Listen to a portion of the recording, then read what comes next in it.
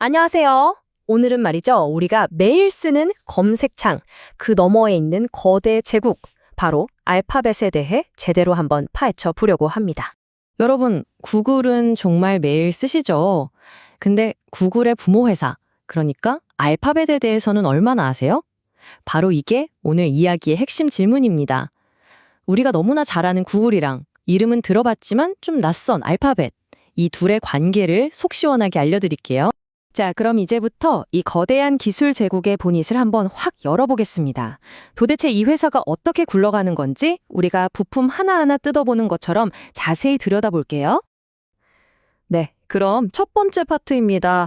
왜 멀쩡히 잘 나가던 구글이 갑자기 알파벳이라는 부모 회사를 만들었을까요? 모든 것의 시작, 바로 이 이야기부터 풀어가야겠죠? 자, 시간을 살짝 돌려볼까요? 1998년에 구글이 태어났고 쭉 성장하다가 2015년에 정말 큰일이 터집니다. 바로 지주회사 알파벳이 등장한 거죠. 이건 그냥 이름만 바꾼 게 아니에요. 우리는 이제 검색만 하는 회사가 아니다라는 뭐랄까 거대한 선언 같은 거였죠. 더 큰 꿈을 꾸기 위한 판을 새로 짠 겁니다. 근데 지주회사라는 말이 좀 어렵게 들릴 수 있죠? 쉽게 말해서 여러 자회사들을 거느리는 엄마 회사라고 생각하시면 돼요.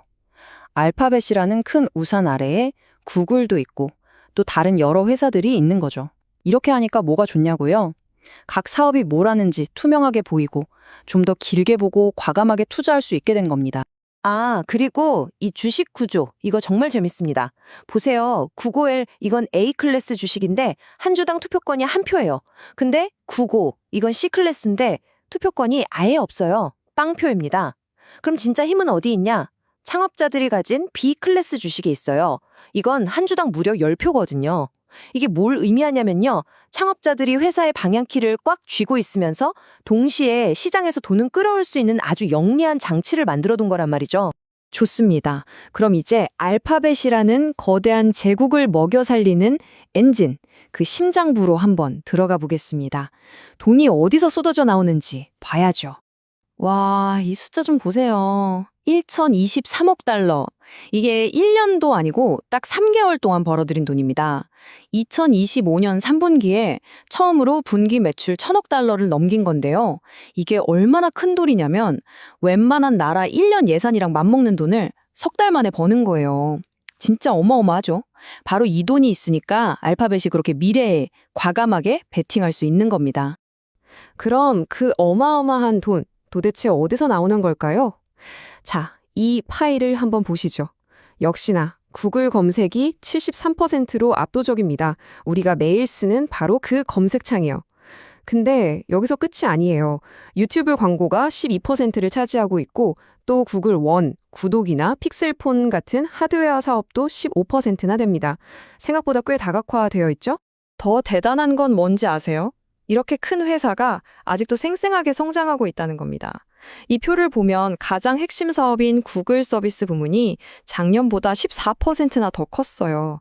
그러니까 돈을 버는 셈이 마르기는커녕 점점 더 커지고 있다는 얘기죠. 자, 이제 현재의 캐시카우를 봤으니 알파벳이 미래라고 부르는 곳으로 가보겠습니다. 바로 클라우드와 AI, 가장 빠르게 크고 있는 퍼즐 조각입니다. 이 그래프를 보시면 그냥 한눈에 딱 들어옵니다. 기존의 구글 서비스가 14% 성장했죠? 이것도 대단한 건데 구글 클라우드는요, 무려 34%입니다. 2배가 넘죠? 왜 다들 구글 클라우드를 성장 엔진이라고 부르는지 이제 아시겠죠? 순다르 피차이 CEO가 이런 말을 했어요. 우리의 AI 접근 방식이 강력한 모멘텀을 만들고 있다. 이게 무슨 뜻이냐면 클라우드랑 AI는 이제 뗄래야 뗄 수 없는 한 몸이라는 겁니다. 기업들이 점점 더 AI를 쓰고 싶어 하잖아요. 그럼 자연스럽게 구글 클라우드를 찾게 된다. 바로 이겁니다. 물론 이 시장에 꽃길만 있는 건 아닙니다.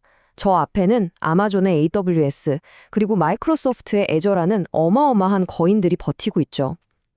구글 클라우드는 현재 3위, 그러니까 추격하는 입장이에요. 하지만 이 무서운 성장세를 보면 이 경쟁, 이제부터가 진짜 시작이라고 할 수 있겠습니다. 자, 이제부터는 알파벳의 가장 흥미진진한 부분입니다. 당장의 돈벌이보다는 10년, 20년 뒤의 미래를 보고 던지는 담대한 베팅들, 바로 아더베츠를 들여다볼 시간입니다. 이 숫자 믿어지시나요? 1억 마일. 웨이모 자율주행차가 운전자 없이 실제 도로를 달린 거리가 1억 6천만 킬로미터래요. 이게 어느 정도냐면 지구를 4천 바퀴나 돌 수 있는 거리입니다. 말 그대로 어마어마한 데이터가 지금 이 순간에도 쌓이고 있다는 거죠.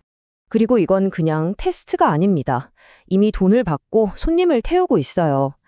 여러 도시에서 일주일에 25만 건이 넘는 유료 서비스를 제공하고 있다니 이제 자율주행이 정말 우리 삶 속으로 들어오고 있다는 게 느껴지시죠? 네, 웨이모 정말 대단하죠? 그런데 말입니다. 이 멋진 미래를 만드는 데는 천문학적인 돈이 들어갑니다. 바로 이 숫자, 마이너스 14억 달러. 2025년 3분기, 딱 석 달 동안 아더배츠 부문에서만 이만큼의 손실이 났다는 겁니다. 우리 돈으로 거의 2조 원에 가까운 돈이죠. 미래를 향한 투자가 얼마나 거대한지 보여주는 대목입니다. 그러니까 이 아더배츠라는 건요, 웨이모 같은 자율주행이나 버릴리 같은 생명과학처럼 아직은 돈을 벌지 못하지만 미래를 바꿀 수 있는 장기 프로젝트들을 모아놓은 곳이라고 보시면 됩니다. 한마디로 구글 서비스에서 번 돈을 미래에 심는 거죠. 자, 지금까지 알파벳을 엔진, 클라우드, 미래기술 이렇게 조각조각 나눠서 봤는데요. 이제 이 조각들을 다시 합쳐서 알파벳의 미래가 어떨지 큰 그림을 한번 그려보겠습니다. 결국 알파벳의 미래는 이 두 가지 힘의 싸움이라고 볼 수 있습니다.